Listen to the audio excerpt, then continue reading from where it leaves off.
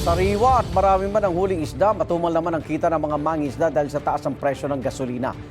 Live mula sa Davao City, may unang balita si Argel Relator ng GMA Regional TV. Argel? Igan, kapos pa rin ang kita ng mga mangingisda rito sa Davao City dahil napupunta raw ito sa mahal ng gasolina na ginagamit nila para mapaandar ang kanilang bangka. Naabutan ng GMA Regional TV ang mga mangingisda sa Santa Ana Port sa Davao City. Sariwa ang mga isda na nakuha nila mula sa Samal Island, Davao del Norte. Maganda ang huli ng mga isda pero mapupunta lang daw ang kita nila sa mahal na presyo ng gasolina.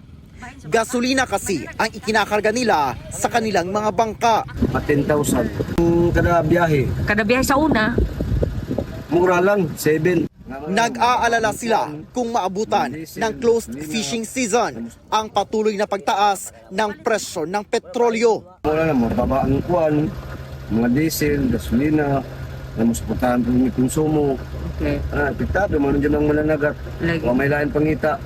Lalo silang nangamba dahil sa ikalimang sunod na linggo, may mega oil price hike ulit.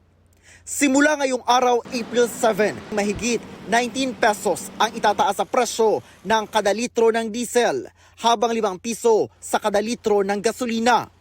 Kaya ang bawat litro ng diesel, inaasahang aabot sa mahigit 170 pesos ang litro, habang 120 pesos bawat litro sa gasolina.